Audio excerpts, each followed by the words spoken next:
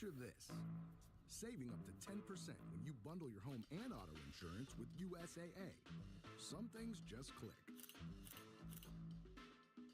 Get a quote today.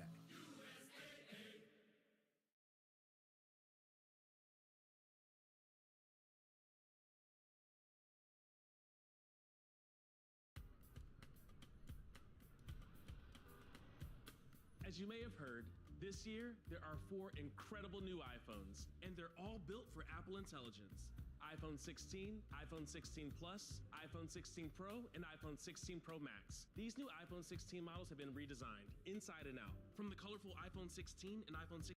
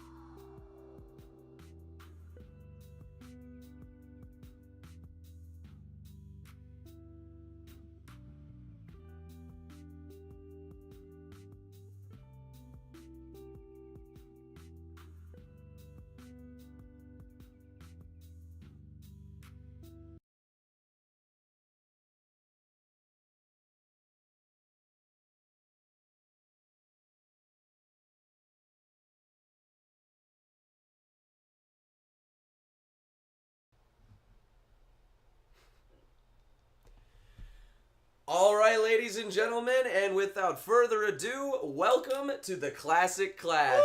Woo! I'm your host, Dice Excalibur, and as always, I am joined by my co-commentator, Eric Mistoff.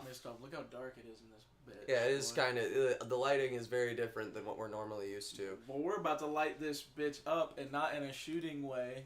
Yeah, no guns on stream. Well, Rigid Cobra is action. That so is true. That is inevitable. His are contractually agreed upon, though, so he's allowed to have guns on stream.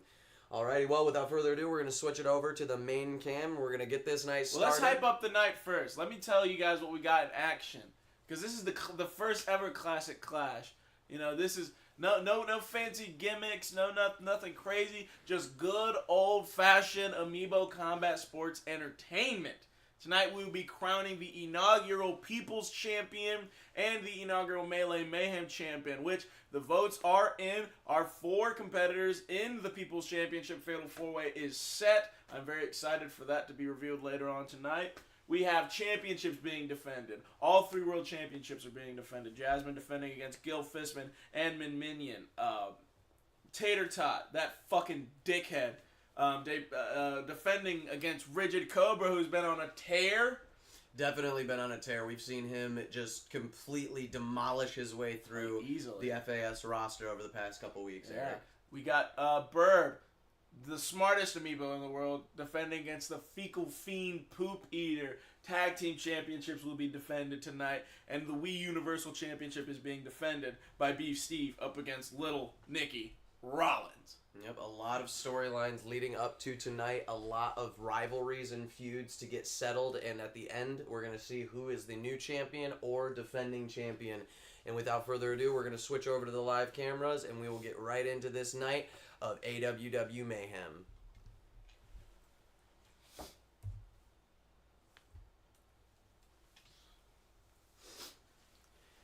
We're starting off.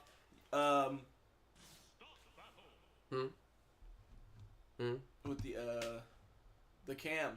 They can't see our faces. Oh, I didn't realize we usually didn't have a camera for this part. I thought we did for. Oh, yeah.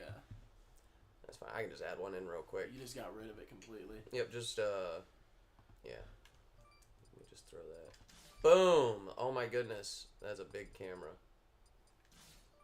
What the fuck? We're having technical difficulties already. Holy shit. What? There ain't nothing technical about these difficulties.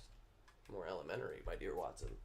No way you just said that. Okay, and then can I become... There we go. Alright. So, as I was going to say, we have... Alright, you got to turn the thing. Technical difficulties everywhere.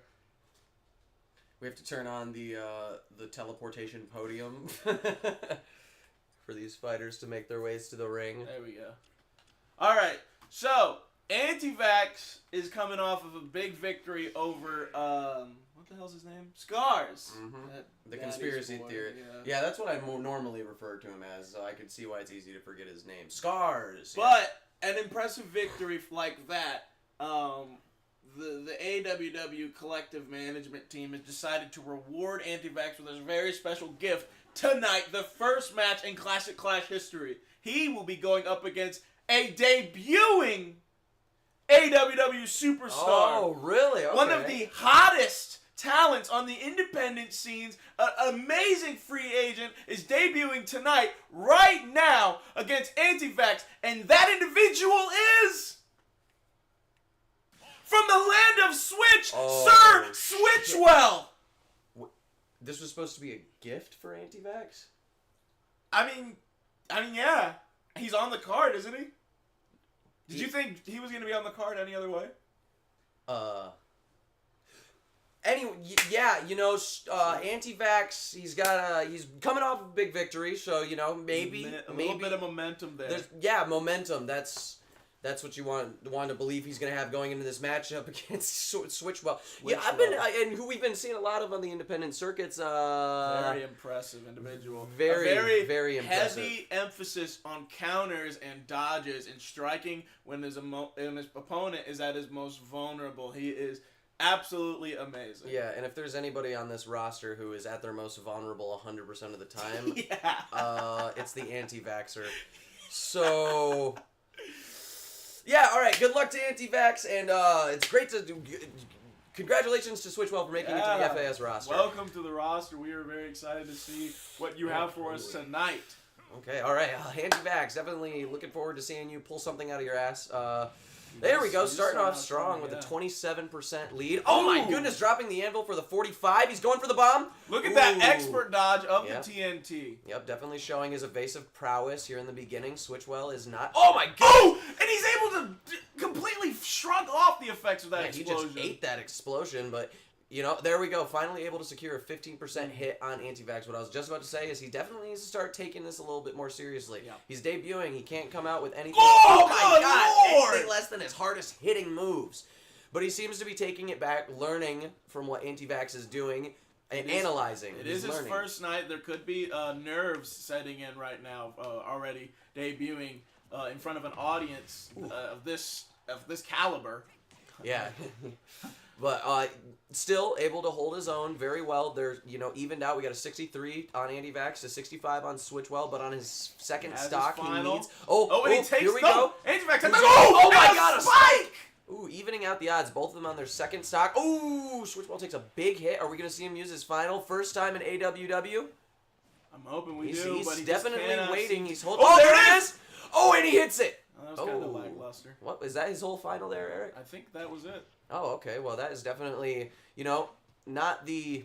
but he is seeming to get, and he still survives that. He is seeming to get more comfortable here with the setting. He is starting to move very fluidly. Anti-Vax does get the final, though. He moved very fluidly right into the way of Anti-Vax's giant piston and was sent flying down to his last stock, Eric.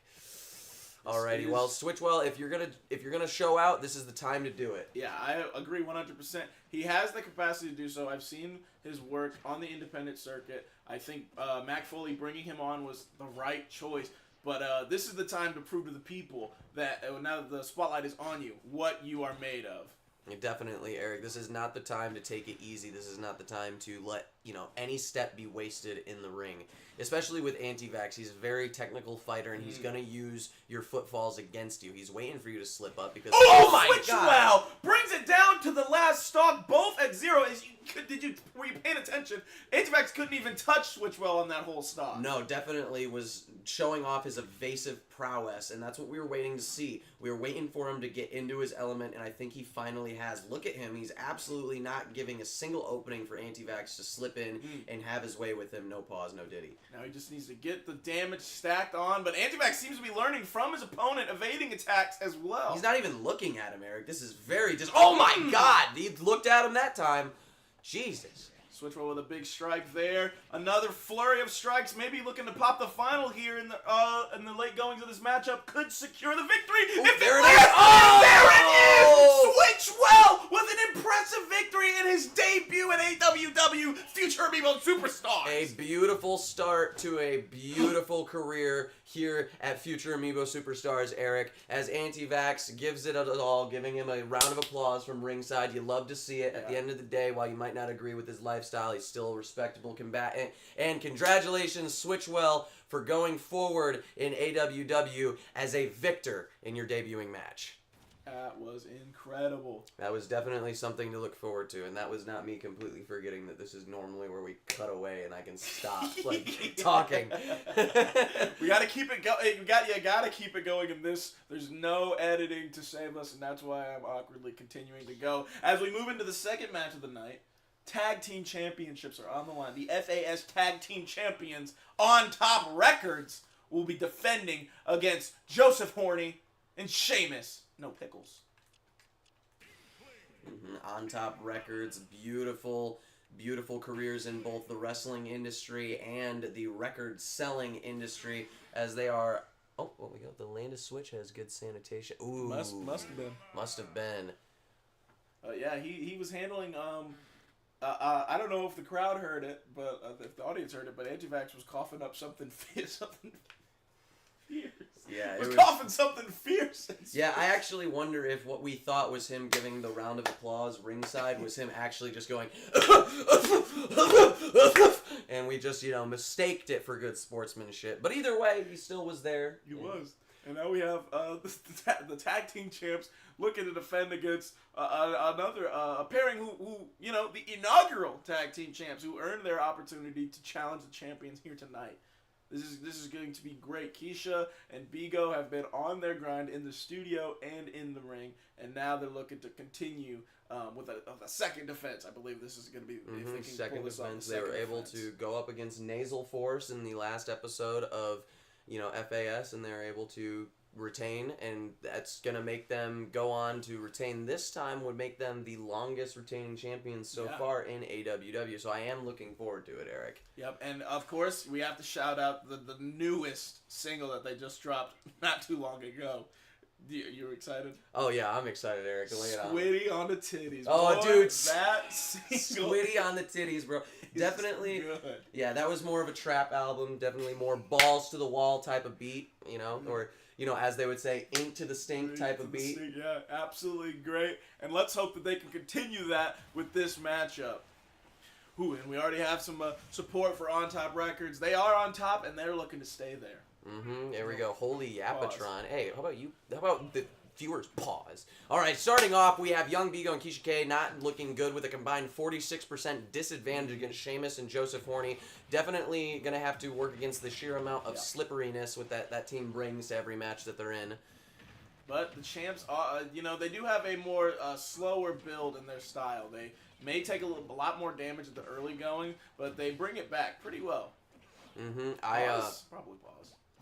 Well, the champions definitely are starting off the match, taking it a little bit easier. They're letting themselves get hit a lot, but, they've defended before, and they've made their way to the championship belts. Joseph taking an L already. Sheamus looking to carry as she always does, and she takes out both champions! Oh, my God. With a single Sheamus. upward kick! Yep, seeing the same story play out that we've seen time and time again, as Joseph is the one holding down that team. And we know that if he ends up the first one out of stocks, he's going to rob Sheamus of one of hers, and I just don't think he's going to do much with it, Eric. I don't. And he's already at 114.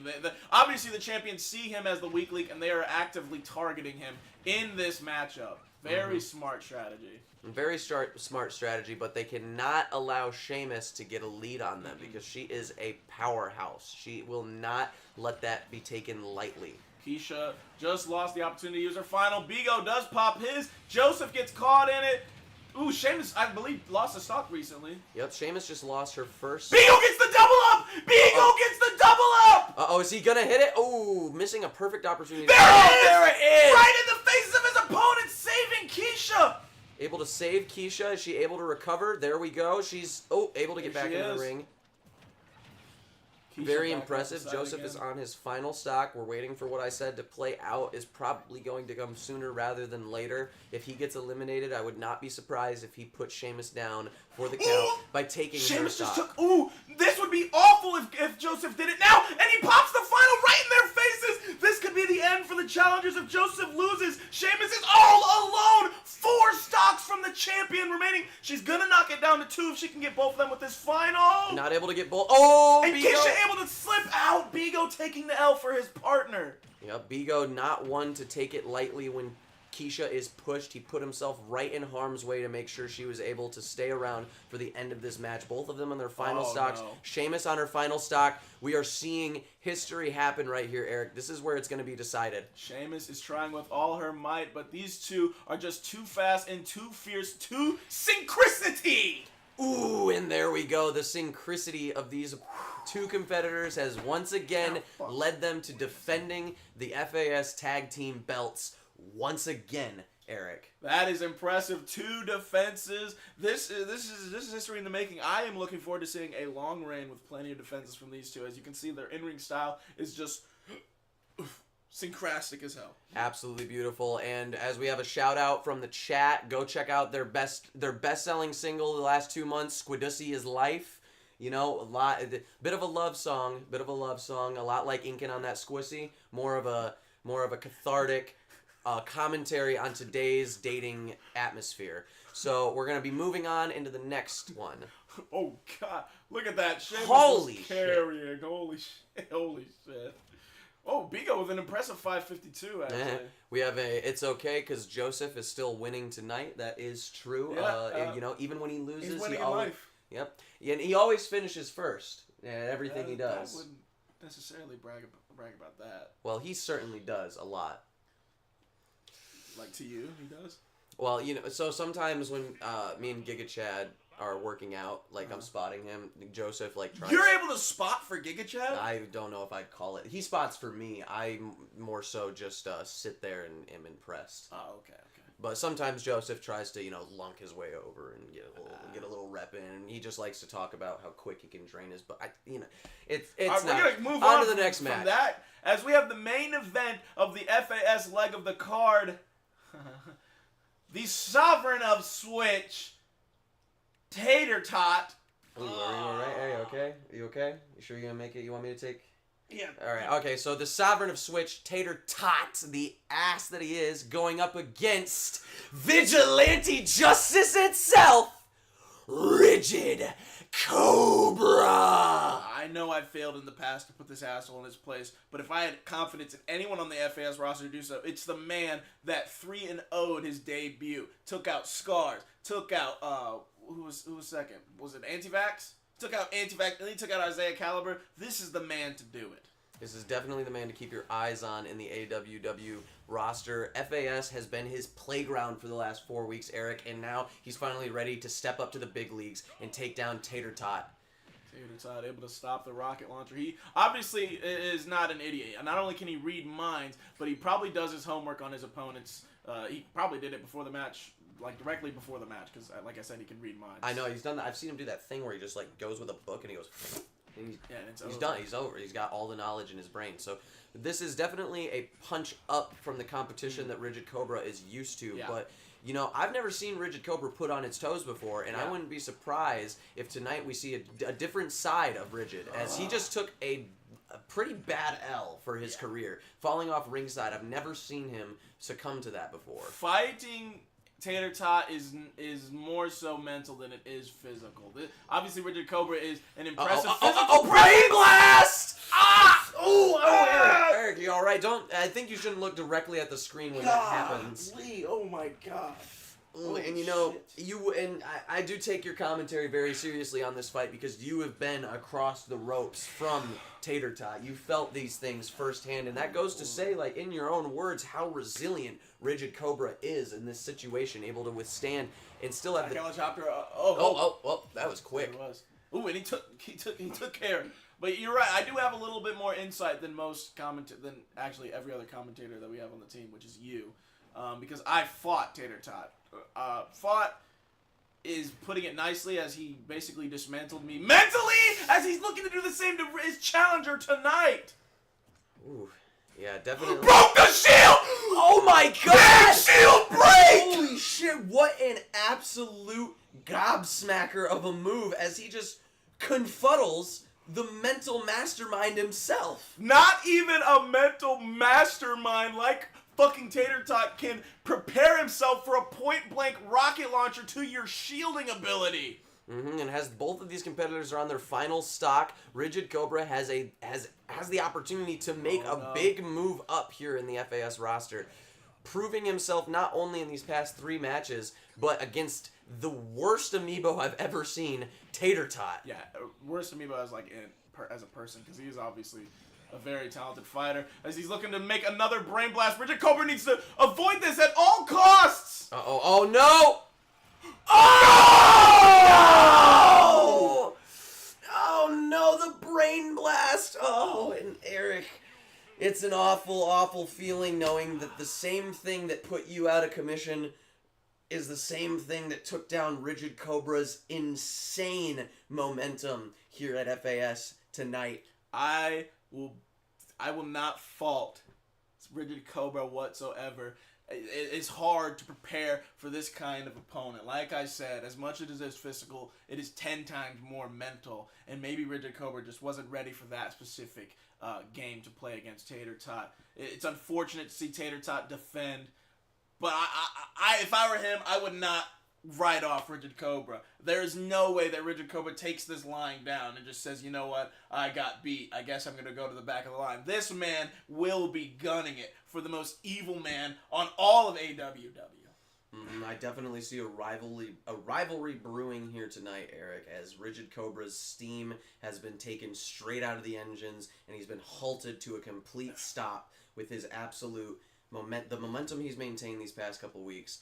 You have to wonder if he's just going to come back next time and completely tear him to pieces. I hope so, absolutely. And you know what? I hope that Tater Tot's pride is a little broken, because Rigid Cobra, as you saw, did 148 in damages, because for one of the stocks that he took was a mental play. He pushed him to the ledge. He had him right where he wanted to, and right when Tater Tot thought he was fine, shielding his attack, Rigid Cobra's pure artillery took care of that stock. That is not a power play. That is a mind play. Yep, and I guarantee you if they ever find themselves across the corners again, we are going to see a lot more of that from the Vigilante.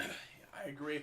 Now we are moving on. We will finally be revealing who won the votes to take place in the Fatal 4-Way match to crown the inaugural People's Champion. First up, we have the Prince of Breadcrumb! Alrighty, and then up next, the Amiibo Nightmare, Clody Rhodes! We've got the Ultimate Sigma, Giga Chad! And PK Knight! Okay. This is for all the marbles, crowning a new champion. And you know what? PK Knight has a chance to cement himself in the annals of history for AWW forever, becoming the one and only, well, first, because we don't know the future, the first amiibo to become 2 inaugural champions. Obviously, the inaugural Brawl Bros champion. If he could walk away with this victory, he is also the inaugural People's Champion. So we got a lot riding on PK's shoulders here tonight, and he has got the cards stacked, Eric. I mean, these are 4 nail-bitingly, insanely talented competitors. I agree 100%. I'm just excited. If we even go down the line, these are a bunch of fan favorites. Not only PK Knight, we already sang his praises, but the Ultimate Sigma Giga Chad, very popular with the male demographic. He is a figure within the fitness industry that is an influence to many young impressionable men who are looking to get their fitness up. Then you have his supplement brand, Simply Soy, like is very high selling, marketability. He's a marketable fighter on our roster, and he uses it to the best of his abilities. And then, not to take away from what you were about to say, the Amiibo Nightmare, as you were saying. He is a terrifying individual. Strength, speed, resilience, and some kind of scary-ass thoughts in his head. This man will almost go to no lengths to put his opponent in the dirt, and I love to see it. And then last, but certainly not least by a long shot, the Prince of Breadcrumb. Very loyal to the ones that he loves and cares for. Valiant fighter. I'm not a big fan of the goody two-shoes act, but this man lives it. He is an honorable fighter. And these 4 powerhouses are going to clash it out to see who is the last one standing. Who be the people's champion. Yes, sir. And it could go either way. Like, I love all 4 of these competitors. I don't even know who to cheer for. It's why they're the people's choice, Eric. I mean, these are 4 of the most loved. So at the end of the day, there's going to be a lot of hurt, there's going to be a lot of love, and there's going to be a lot of cheering and a lot of booing. Oh, and there goes Breadcrumb already. The Giga Chad taking advantage of knowing he's not very good at recovering. And Giga Chad is definitely going to... Good Lord! PK Knight does the same to Clody Rhodes with an insane spike. PK Knight, not to be taken lightly... He does it again! Oh my god! Oh, but he saved him with that vault tackle. Ooh, maybe just rubbing in a little bit. This could have been the end for you, Clody. But no, I want a little bit more. Okay? Okay, alright. And, that size disadvantage that he's working with brings a whole different type of energy to his fighting style. Are we even seeing a disadvantage here? He is at 45 with 3 stocks remaining. His opponents are all in the red. No, well, that's what I was going on to say, Eric, is that while it might look like a disadvantage, it puts him in a position to turn up 10 times more. Oh my god! The fuck is going on? Oh! There, finally, Breadcrumb able to take PK Knight down to his 2nd stock. But that was incredible. Clody Rhodes taking out Giga Chad and Breadcrumb, and PK Knight picking up the scraps after looking at the Mega Star Storm. Ooh, the hardest-hitting finish. Giga Chad down to his last stock. Oh my god. Oh, straight into Clody's finish as he completely takes it to task to put PK Knight down to his... No! PK Knight survives! Oh my goodness, Eric. It is a crazy match that is happening in front of me right now. This is as nail-biting as you predicted it to be. Definitely. As all 4 competitors are giving it their all to stay in this match to become the first ever People's Champion. Definitely. And could you imagine what it would have looked like? Breadcrumb has been eliminated! Breadcrumb has been eliminated. Giga Chad planking on the side of the stage, showing off physical prowess, even in moments of complete stress. That rhymed unintentionally. Yeah, that was good.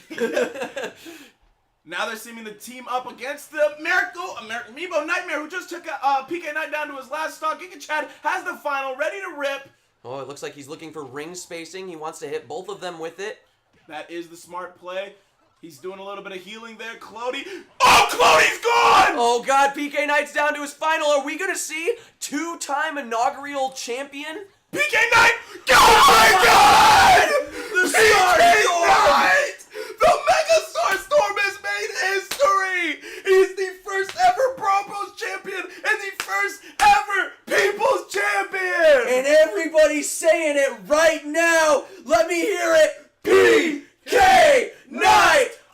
Okay! We will be seeing you go on to defend not only the Brawl Bros champion. Oh, he doesn't have that one anymore. Oh, he doesn't have it. My apologies. But we will also be seeing you go on to defend your new championship as you came into this match and took 5 eliminations, 2 disqualifying shots, and 459% damage given, getting a little piece of everybody in the ring except for Giga Chad. No, Breadcrumb, my bad. Wow. What an impressive display of his combat prowess. The Mega Star Storm never fails to impress me, and that is why he is the People's Champion. Definitely one hell of a match to start off this card with, Eric, as we see the People's Champion rise to the top and take his belt as he deserves. And I don't honestly think that we could have expected anything else here tonight, Eric. I honestly thought it could go any way.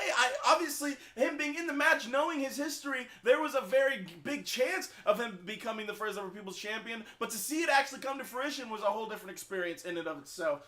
Regardless, we are moving on. The Shattered Tag Team Champions, that guy and Cool Guy, Guys Night, defending against a tag team we haven't seen in a while on the Shattered brand, the Bells. Ooh, Jason and Jordan, Jason Saved by the Bell. Jordan. Yeah, the last time we saw them, I do believe they did end their match with an emphatic bell ringer and were able to get the victory. So, even though it's been a while, they are coming off of a victory, and they haven't tasted defeat in a while. But they're going up against that guy and Cool Guy, Guys Night. While they might be a bit lackadaisical in the ring, if there's one thing they take seriously, it's winning, Eric. I agree 100%. The Bells have a bit of the Bells, the Guys, the Buys, the Gels. This is just going to go crazy. Definitely. Alrighty, going. I had to take the jacket off. It got a little hot. Yeah, it is getting a little showing hot. off the Shattered showing off. T-shirt branded, of course. Yep. The Dice Excalibur shirt as well. Sorry, we didn't want to take away from the action too. Yep. Whoa! I've never seen this from that guy. He's covered in metal. That is something new for me as well, Eric. Definitely. Yeah. What? That's Where did that weird. come from? Yeah. What the fuck? I'm genuinely confused. Yeah, he didn't have that ability. He's obviously been in the gym. Yeah, they've been. new We haven't. feats. Yeah, we were talking about not seeing Jordan and Jason for a while, but obviously we must have not been looking close enough at Guys Night, as that guy coming out with a completely new ability at the beginning of the match, but still not able to retain an advantage as they're at 92 and 50% respectively. We know the Bells are very synchristic. Ooh. Jordan does take an L early on here. Not going to be good for his team. Maybe they were thrown off just as much as I was at that guy's new ability. Yeah, definitely could have been that. But I will say they are a very synchristic tag team, but that is also one of the biggest downfalls, is that, first of all, it opens up their opportunities like that where both of them can be hit by one finish. Yeah. But you separate these two, they're two toddlers. It's like they're swinging, they don't know what they're aiming at. It's You got to keep them together. Oh, good setup for that final! Jordan throwing, I believe that was Cool Guy right in the line of sight of Jason's finish. Yeah, that was definitely showing off that synchronicity as we were talking about. All right, as Cool Guy and that guy are down to 2 stocks, Jordan at 1 and Jason at 2. You got who's got the advantage, definitely. But we've seen some out of nowhere surprises throughout this match, Eric. We've seen some. Just missing the final. And we've seen it play out time and time again in AWW history. Whiffing a final is never a good sign. As it looks, Jordan might be out of this match right now. And there he goes. And if he takes Jason's stock, that that all confirms it. There's no way that we see new champions now. Jason already at 115. The Guys Night looking comfortable. Cool Guy less so than that guy, but this is just not good for the Bells right now. They obviously did not take. They couldn't prepare for that guy's new ability, and they could not prepare for this matchup in time, I suppose. Yeah, this was definitely goes to show that you got to be ready for anything coming off of a hiatus like that, Eric. You can't just come in and expect it to be the same old do-si-do. We've seen the same from competitors like Rebecca Caliber, but he does get the stock off of Cool Guy. Very impressive.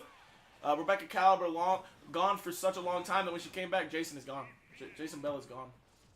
Jordan all by himself. Jordan by himself, and we know that Guys Night is going to capitalize on this, because Saved by the Bell, if there's one thing that it just spells defeat for them every time, it's losing their partner. Yeah. Because they're so synchristic. They need each other. And most of the best tag teams do rely heavily on their partner, but you also... And what a sad way to end this match, Jordan, as he was unable to recover himself back into the ring, bringing this to a lackadaisical finish. That was very... Definitely pulled the wind out of my sails on that one. That was an unfortunate finish. I was looking for a better match out of these two teams, but the Bells obviously were just not prepared to go a 20-minute banger. Yep, and nothing to go against Guys Night, but they weren't worried. So that was happenstance. Honestly, a happenstance type victory. A very impressive showing of that guy's new ability. I will give him that, but they do defend. They do, good, very good for them. They defend pretty strongly here, actually. very. Oh my god. It was very even across the board, except for Cool Guy, who usually does pull ahead. So congratulations to the champs. Bells, I hope you guys can get your synchronicity back. But we are about to move straight into the main event of the Shattered Leg. Oh, and this is one I have been waiting for, Eric. Oh my god. Both. Dice. We have the AWW champion, the smartest amiibo in the world, Burb, who's making his appearance right now. There he is. There he is. He is defending against my personal favorite amiibo superstar, the Fecal Fiend. Poop. You get used to it. Yeah. Mm-hmm. The longer you go, it's not pleasant, but you grow a somewhat immunity to it. Poop Eater. Yeah, Poop Eater. Yeah, your favorite wrestler on our roster. Look, and not my favorite smelling, my favorite in the ring. Yeah, the guy has what he has. Listen, he's got it. He is a monster. Technically, not very much prowess in the technical sense, but if this guy gets his fucking hands on you, Eric, you ain't going anywhere. It's over. But he's going up against, for a very good reason, the smartest amiibo in the fucking world. Big brain. The biggest brain. This is, which it usually does come down to when Burb is in the ring. Brain versus Brawn. It is a story as old as time, and it plays out the truest right now. Alrighty, getting into this, we're going to see who will strike first, David or Goliath, as Poop Eater is very, very adamant on getting that first shot in. He wants to stack the damage on early, but Burb is, Burb. God, Dookie drop kick right out the gate! Within the first 5 seconds, a Dookie drop kick! Jesus, definitely showing that he knows who he's up against. Oh my god, look at they're a stack of books! We're in Burb's environment right now. Yeah. He knows he cannot pull out any stops right now. No, Poop Eater needs to put him away. He's probably feeling some type of way as Poop Eater had just breathed his hot-ass shit-smelling breath in his face, literally burning the nostrils out, burning the hairs in his nostrils. Well, that might be making Burb feel some type of way, but I have to wonder if Poop Eater's just feeling some type of way overall, because I don't even know if he can read. And he's surrounded by all this fine literature. Whoa! He doesn't need to read when he has that kind of power, though, Dice. I'm going to be honest with you. Who needs books when you can smash a man into the dirt and high up in the sky with ease? As he steals the... Oh my god, stealing it for a poop punch. Right now he's going to take another step. Burb, I don't know what his stood plan there and was. took it. And who... Oh! Jesus! Oh my god. Burb needs to definitely start putting some effort into this match. He is looking at a one-way stop. Oh, he was looking at a one-way stop to Dr. Dentist's office. But luckily he was able to get himself out of that one. Alright, Burb has got himself back in a line to deal some damage as he is putting out all the stops to make sure that Poop Eater does not get back in the driver's seat, but it looks like two Dookie drop kicks is all it's going to take to put Burb back at a disadvantage. If he suffers a third Dookie drop kick, this is as good as done.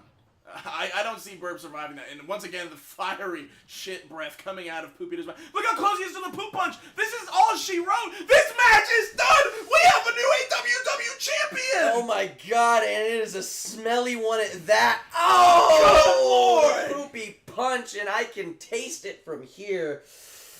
I can feel it. Oh yeah, is that why it's making my hair like fuzzy? Yeah, oh, that might be something like completely. I was hanging out with Joseph, and I think we might have shared drinks.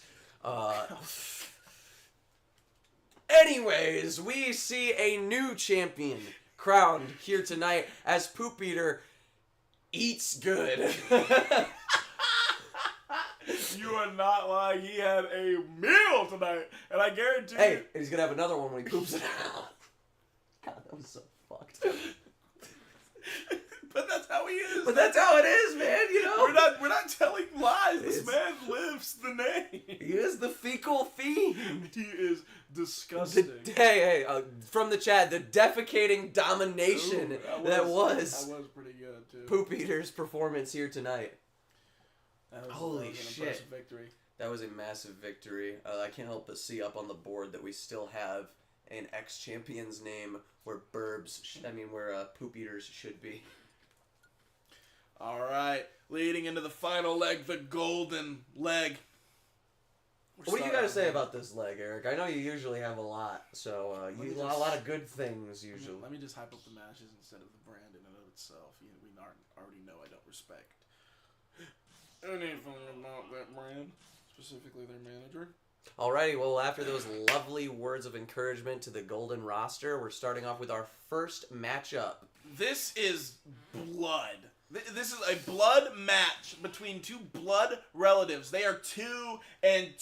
This is the final match in the 5-of-5 series.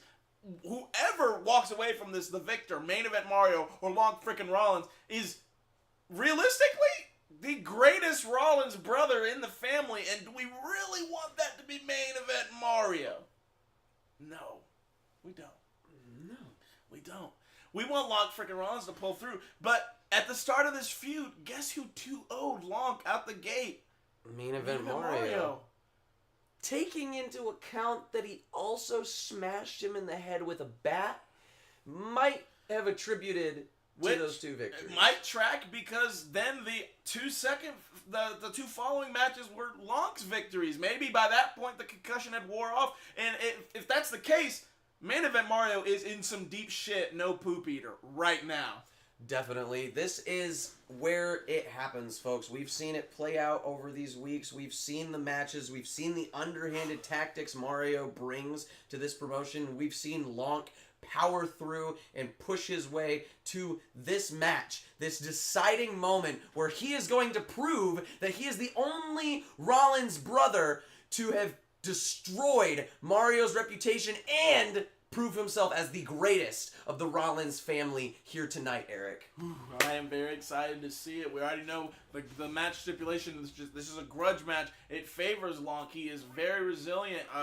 Usually regular matches, they favor the stronger opponents. But Long, he's not always the strongest, and it more so advantages from people who, I'm going to use that word even though it's not real, advantages the people who are good at chipping damage. T.O. also does pretty well in grudge matches because he doesn't need to launch you very far. He just needs to tack on damage and outspeed all of your offense, as Long is doing right now, building back up to get in the lead.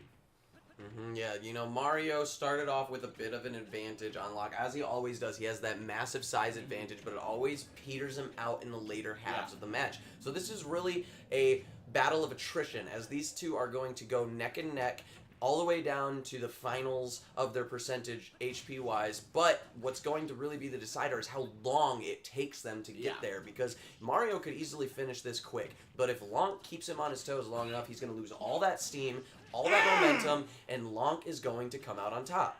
I agree 100%. Mario does have a sizable lead right now, but that means nothing to Lonk. He is, like I said, very resilient. He can bring it back as soon as he wants to. We were just seeing him take some business right to Mario as he was swinging back and forth, back and forth. He's getting his footing. He's down to 105, 188 on Mario. Lonk, you need to start pulling forward here. You need to start showing. Oh, no. Oh, no. Oh, God. All right, Lonk. Lonk. Hey, Lonk. Lonk. Hey. Lonk. Down, down, up, up, left, right, B, select, star. It gives you infinite health. What the? No. Hey. Lonk. Stop. Please listen. Hey. Hit him harder. Oh, my. We're bringing it back. He's like, he hears us. He's bringing it back. Look. No. Oh, God. Oh, my God. He's getting down to the wire. Oh, it's getting so close. Holy shit. Ah, no. Look, what the No. This means that for once and for all, with a 3-2 victory in a 5-match competition, that main event Mario Rollins has established himself as the best of the Rollins family? Oh, what the fuck, Lonk? Why? Wow, that is no one expected. Nobody wanted. Nobody. 2 minutes? 2 minutes. Less than 2. It's by a second. Oh my God. I have to take a long look at these past couple weeks and a long look at Blanc Rollins. Man of the house. There's no way we have Mario supporters in the chat right now. Man of the house, Mario, my ass. I would... Wow, this is unfortunate for me to say, but the alpha male of the Rollins brother family is main event Mario. That is unfortunate. Congratulations. And what a wonderful way to start off the golden leg as we push forward into the second matchup. Here today we try to not let previous match results affect our commentary on future matches. We like to start fresh, a little palate cleanser in between. Fortunately, we're on a live stream, so I can't go do the coffee bean thing. But we do have. There is good news. We are about to crown the first ever Melee Mayhem champion. 4 competitors who have established themselves as a bit of connoisseurs in the hardcore division. First up is Rehab Plant. Secondly, we have Texas's own Doodle D. Going up against Melina Rose. Only stands #1 foot model Melina Rose. The only and model. The White Knight. Retep the White Knight. These 4 will be competing in a Melee Mayhem match to crown the first ever Melee Mayhem champion. This is incredible. He said, that's how you know Golden is the worst leg. And then we get a damn. Hey, you know what? Moving on from whatever happened before, this match is one to keep your eyes on, as we have not only seen these 4 prove themselves time and time again, but we saw a bit of what this match has in store for us. A standard Fatal 4-Way on Friday in the Golden. Who came out on top of that match? I can't exactly remember, but I believe it was Retep. It was Retep. If I do remember specifically, it was Retep. The White Knight. So obviously going into this matchup, the momentum is on his side. He has the confidence. He's already known that he can beat these 3 in this environment. But now it's different. It's not the exact same. It's a Melee Mayhem matchup. That means that there's going to be weapons. There's going to be more grit. Everyone is ready to fight to the... I don't want to say death. Especially when it's cock and ball too. Moving on. We have bad luck with death on live streams. Let's get right into this match. Alrighty, going into this match, you have to keep an eye on Rehab Plant. This is a Melee Mayhem match, and he's the only one of these 4 that does not specialize in using melee weapons. Yeah. And Rehab Plant is playing it smart. Doesn't seem like he needs to worry, as they're just beating the mess out of each other without him having to do anything. Yep, there is a golden hammer on the right side of the stage. Can anyone here? No, they just want to slug it out. And that's what this match is all about. Just fighting. There's no technicality here. It's just brawling. Oh, there we go. Rehab Plant able to get himself in the melee mix-up with his own weapon. You know, that might also be why they're not going for as many weapons, Eric. We have 3 competitors that already are well-equipped with weapons that they're used to. They have knowledge of using. You have Retep with his sword, Melina with her sword, and Doodle D not to be taken lightly with that 57-gallon barrel on the end of a stick that he calls a hammer. Let's see if that guy's truly fit. Oh. He did win the Fatal 4-Way on Friday, so it's possible. It is possible. Now, Eric, just a bit of an explanation for me and maybe some viewers who aren't quite familiar with this. What is going on with the bottoms? We do not see their health. No, you don't. It all comes at you out of surprise. That adds to the Melee Mayhem scenario where only the bodies of the competitors truly know. Even in their mind, they don't know when it's over because they can't see the scoreboard. They can't see how fresh their opponents are. They just fight until you cannot fight anymore. So what you are saying is that we will be going down to elimination, so we will be seeing these opponents be eliminated. Yeah. This is not a time trial to see who can deal the most damage. No, it only stops until one amiibo is left standing, able to stand. Yep, definitely keep your eyes out for any random elimination. We could see at any point these guys have been beating the mess out of each other for almost 2 minutes straight. There hasn't been a single second that hasn't been straight up fighting. Yeah, definitely. And it's hard to even see who's doing what. They're all trading places, opponents, styles, and weapons. It is truly Melee Mayhem, Eric. I can see why you chose that name. It lives up to the name. It lives up to the... This is one of my favorite match types. And I'm so... it is so unfortunate that I didn't win the Melee Mayhem Championship before we started producing and when we brought in the new championships. But I'm okay with the People's Championship being on my brand because it does show what the people want. But this is just perfect. This is the perfect type of match to me. Just all out brawling, no care given. I mean, to a certain extent, obviously we don't want repeats of tragic events. As Melina Rose takes a hammer to the boys, and then it gets dropped out of her hands. Hammer to the boys. Now that is definitely something I am very familiar with. I'm not going to expand on that topic. Anyways, so Doodle D is smoking. Whoa! Doodle D's been eliminated! Doodle D has been eliminated just seconds after he started smoking. That's the tell. That means their body is reaching its limits.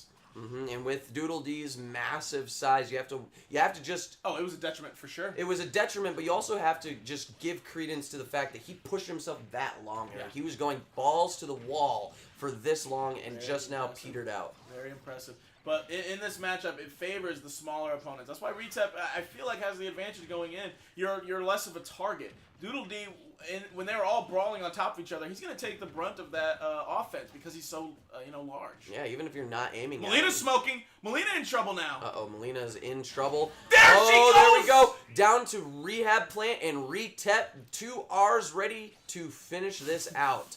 As we see Peter possibly come out and win again. Retep. I don't understand. I think the White Knight is smoking, though. I think I can He see is that. smoking. He is. If you look down to the bottom right, you will see his name is smoking. And Rehab Plant is looking... He's not big of a smoke! And there it is. Rehab Plant coming into this match with the least amount of melee weapon use experience, able to come out with a victory.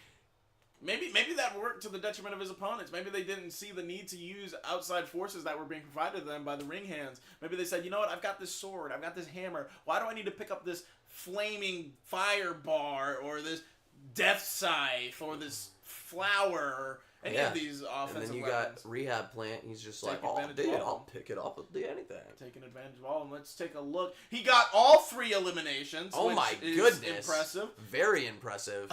Whoa, that's a lot. Oh my God.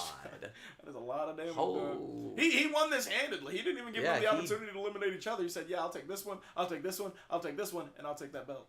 Definitely. I would go as far to say a landslide victory in terms of looking at the stats. Yeah. Very impressive. Congratulations to the first ever Melee Mayhem champion, Rehab Plant. Alrighty, and we're definitely going to get a hold of the belt sizing committee to see how we're going to get the... He's very thin. Very thin individual. All except for his head. Well, I mean, I guess we could try to size it around the pot. Like, I mean, we could try to put the... We don't mention pot around him anymore. Oh, yeah, that's right. I forgot. He likes to call the thing that he's in a clay basin. Yeah, because, his history. Yep. Next up, we have the Wii Universal Championship being defended by the Wii Universal Champion, B. Steve, and his opponent, the man who, in a record of 2-1, beat the 5-time Louisiana boxing lightweight champion Matt Dijon, and that's Lil Nicky Rollins, who's looking to get a taste of that yummy gold. First of all, when you were doing that, you managed to keep the fucking volume at like the most consistent level. Like the whole time you're going, but it was like perfectly in the middle. And going into this match, B. Steve is someone Lil Nicky needs to watch the fuck out for. I agree 100%.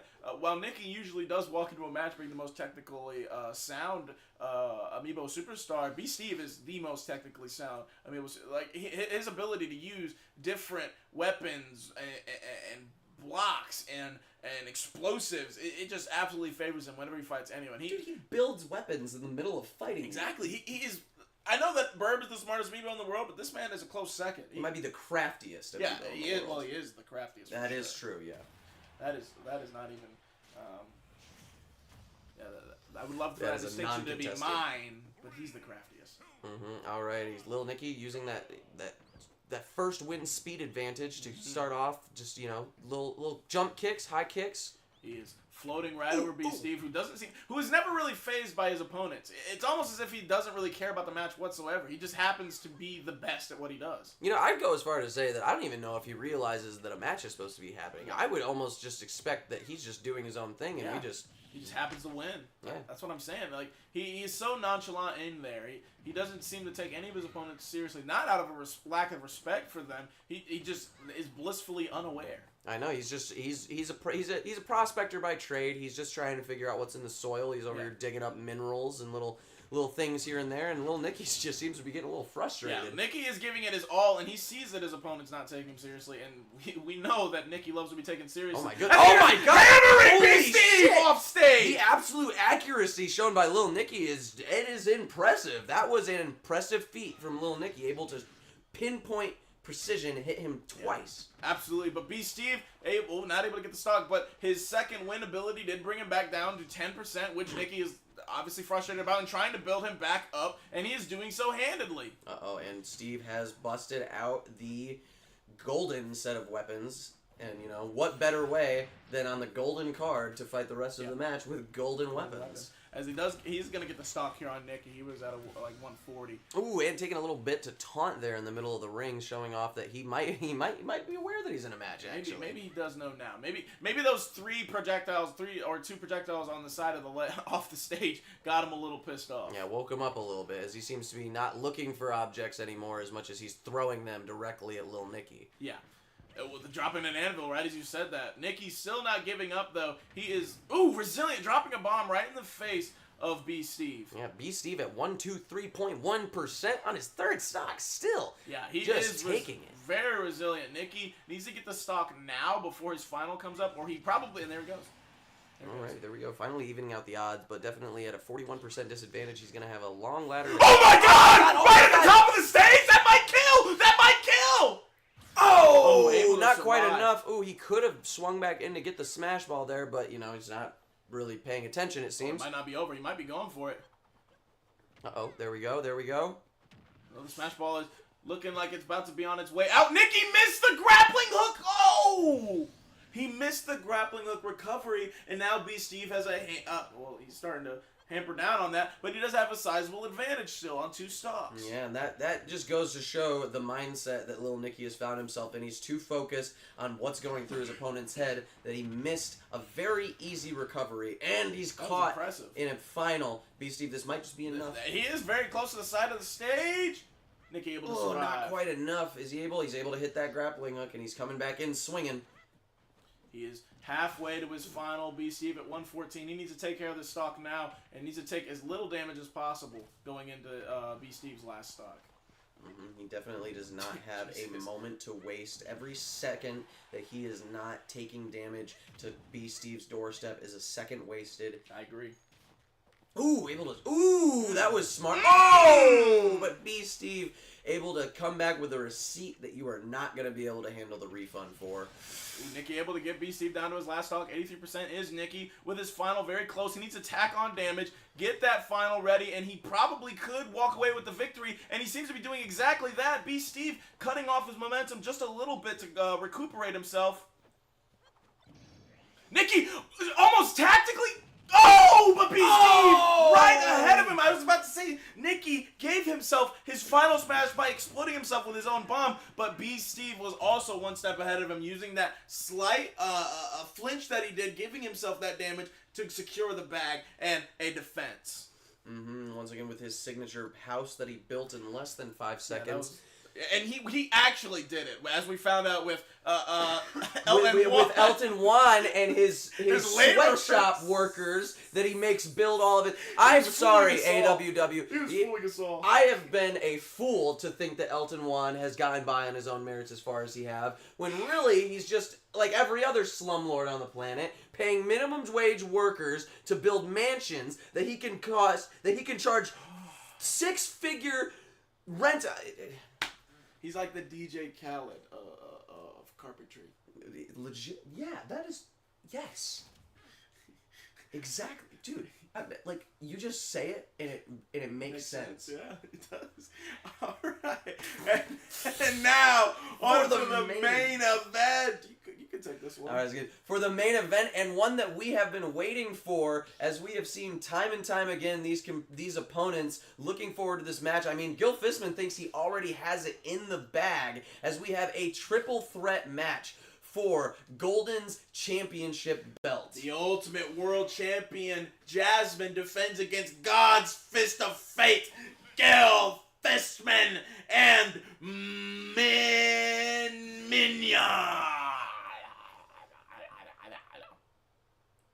Alrighty, going into this match, Eric, what are your thoughts on the opponents and what they have brought to the table? What are my thoughts? These are two of the most dangerous hand-to-hand combatants that AEW has ever seen. Obviously, God's Fist of Fate doesn't get that name for nothing. He is a man who, with his fist, will introduce you to God very handedly. And Minion, with a very unique style, as she's able to have close quarter combat at far away with her long, very, very long arms. But this is Jasmine we're talking about. The inaugural Ultimate World Champion. Absolutely, an actual goddess. She's beautiful. She's dangerous. She has magical powers like we have never seen before. I'm not going to say that either of these competitors, considering that they have to face two other opponents, have it easy in any way imaginable. Definitely a woman of few words versus a man of many fists. She brought it out the mud. Not so much her opponents, but Jasmine's out the mud. Obviously coming from a background where she was an exotic dancer at a gentleman's club, and now look at her, an inaugural world champion. And she's looking to make that her new legacy. And going into this match, I am excited. Yeah, me too. Absolutely. This is going to be heavy-hitting, fast-paced action. Especially from Gil Fistman. Oh my god, Donnie said he's definitely saying another one with every rocket. Another one.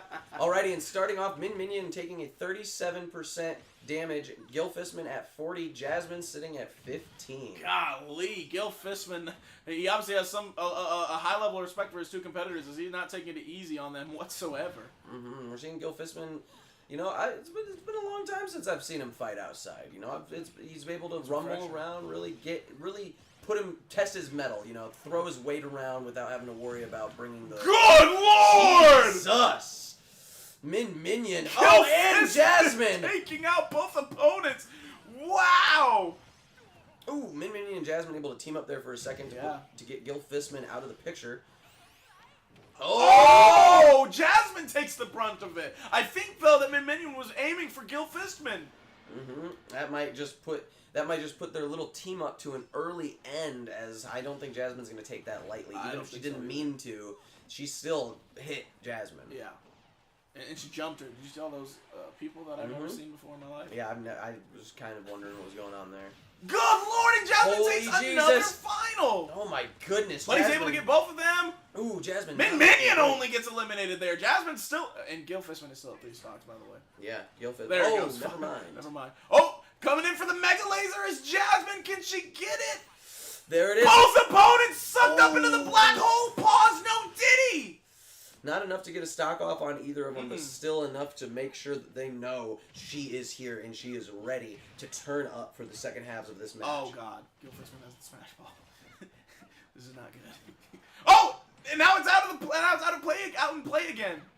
Minion trying to keep Gil Fistman at bay right off the ledge. Minion maybe advancing towards the smash ball. Uh-oh, Gil Fistman. Big leg drop. Minion now has her final once again, and Jasmine takes care of her, and she is gone. It is Jasmine. It is Gil. This is what Gil has always wanted.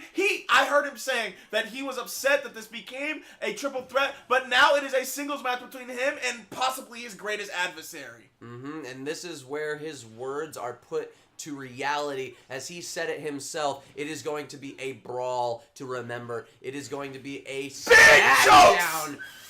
And he is going to come out on top in his own words, Eric. Do not take that from me. Gil Fistman has full confidence in this battle right now, Eric. And I just want to kind of see Jasmine put him in his place a little bit, you know? Slow his roll. Whoa! Oh Big my God, reflection there!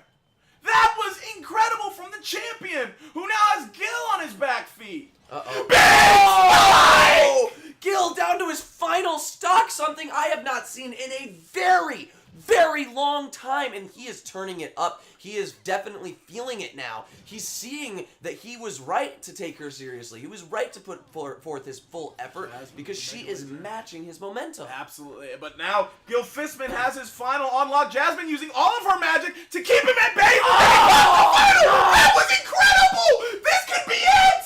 No. Jasmine's won! And I would not be surprised if this might be where we see a very, very, very expected turnaround. Jasmine, now both competitors evened out! The champion has Gil. Look, he is. Oh! Big Jasmine! Oh my god!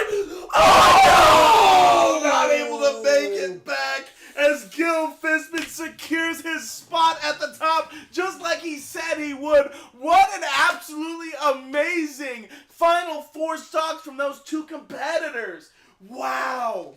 Absolutely incredible. I was fully convinced right there at the last seconds that Jasmine had what it took to put Gil Fistman down for the count, but with an ungodly big boot, he sends her out of the ring with an elimination animation, I will go as far to say, and she recovers, but not enough. Her fingertips just grazed the ringside as she fell, giving Gil the victory here tonight, as he not only wins, but goes home with the belt. That was an incredible matchup, and it almost makes me wonder what would have happened if it was just one-on-one from the start. Obviously, Jasmine was very aware of Gil Fistman's skills, and she wasn't afraid to meet him, even in close-quarter combat. Most people would shy away from that with Gil, and obviously she was using her magical abilities very handedly, but she also got up close and personal with Gil. Yeah. And it just, you gotta wonder, in those final moments, did Gil think to himself, right before he popped his final, there was a fireball aimed on him. That would have been the match. Maybe that's what he thought to himself. Jasmine has my number. If I let her get the opportunity, she will cook me. So maybe that's why he used that kick to get her off stage far enough that she couldn't recover, because he knew he wouldn't be able to put her down to keep her down. And another thing that I am remembering now, calling back to the early ons of the match, you have to wonder, especially with how close this match came, if Min Minion would have hit Gil with that finisher and not Jasmine, if we would have seen a different result here tonight, which makes me wonder if Jasmine is going to have a bit of a conversation with Min Minion. I would not put it past her. She obviously just lost her championship, and that could have been one of the deciding factors of it. So if I was Min Minion, I would watch out for the fury of Jasmine. But that was it. That was the classic clash. The first ever classic clash. That was it, ladies and gentlemen. We'd like to thank you very much for joining us here tonight. Those of you that joined us for the live event, and those of you that weren't able to make it, you are going to be seeing it in a more condensed format. Of course, the VOD will always be available for you to go back and check out, but we will be condensing down the entire event. Maybe not doing the separate cards, but maybe one large medley episode to show off what happened here tonight in the biggest hard-hitting moments of the classic clash. But, you know, without further ado, we've all got work in the morning. What a beautiful way to end off a Sunday than with some Amiibo World Wrestling. I have been your S-Class commentator, Dice Excalibur, joined by the scumbag himself, Eric Mistoff. Yeah, that was a lot of fun. I'm very excited to see where this goes on after the medley, and once we get back into the weekly episodes of Shattered, FAS, and Golden. This was absolutely incredible. Thank you all for joining us. Yep, and keep an eye on socials. We will be updating you as we figure out how the scheduling will go. We will be releasing the medley and then going back into regular scheduling, but make sure to keep an eye on socials to keep up with the updates. Thank you very much, ladies and gentlemen, and we will be seeing you later on in AWW and in the next live event. Have a great night, ladies and gentlemen.